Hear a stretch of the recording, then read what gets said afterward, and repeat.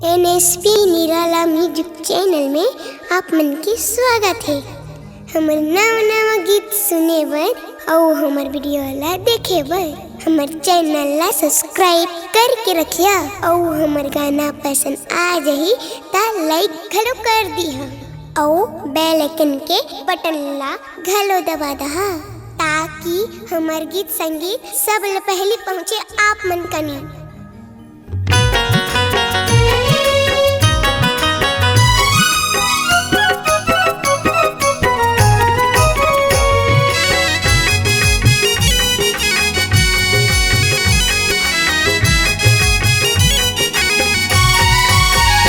मोला मीठ लागे वो मोर भौजी चटनी मा बासी बड़ा मीठ लागे। मोला मीठ लागे वो मोर भौजी चटनी मा बासी बड़ा मीठ लागे। मिर्चा पताल के चटनी ला पीस देथे, मिर्चा पताल के चटनी ला पीस देथे। चटनी मा बासी बड़ा निक लागे, बड़ा निक लागे। मोला मीठ लागे वो मोर भौजी चटनी मा बासी बड़ा मीठ लागे।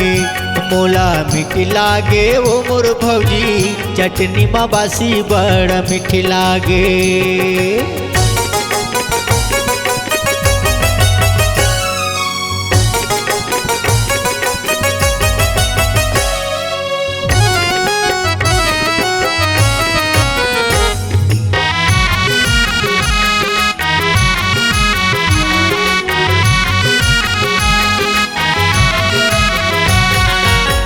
खैरी खटी लेके बेरायद होगे, कोठम भैंसा बंधागे।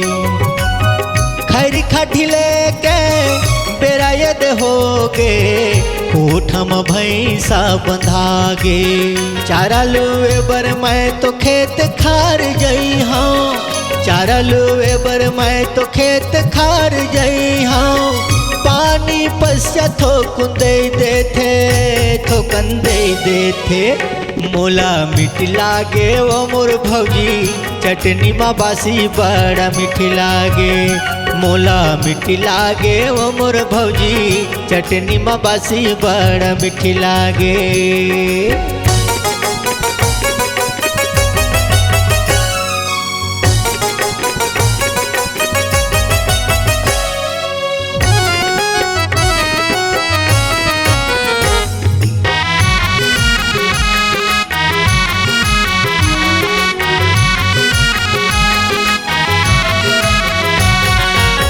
खोल बुलवा है मोरे बड़े भैया खेलम दीनी बिता थे।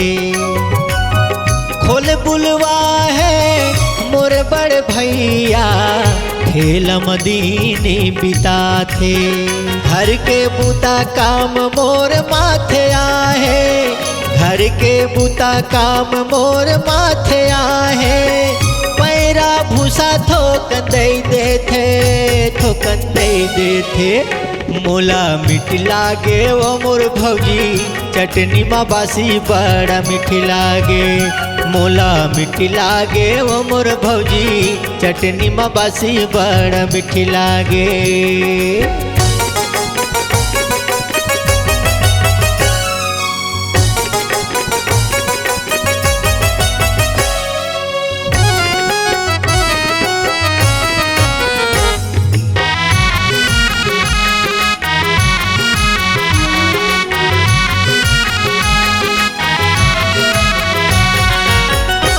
खौती के एक ठन डोली बैरी सावा समागे। पूरी खौती के एक ठन डोली बैरी सावा समागे। निदे कोड़े बरे दे पैसा घालो नहीं है, निदे कोड़े बर घालो पैसा ऐते नहीं है। मई के लसोर थोकन दे देथे, थोकन दे देथे। मोला मीठ लागे वो मोर भौजी चटनी मा बासी बड़ा मीठ लागे। मोला मीठ लागे वो मोर भौजी चटनी मा बासी बड़ा मीठ लागे। मिर्च पताल के चटनी लपीस देथे, मिर्च पताल के चटनी लपीस देथे। चटनी में बासी बड़ा निक लागे, बड़ा निक लागे।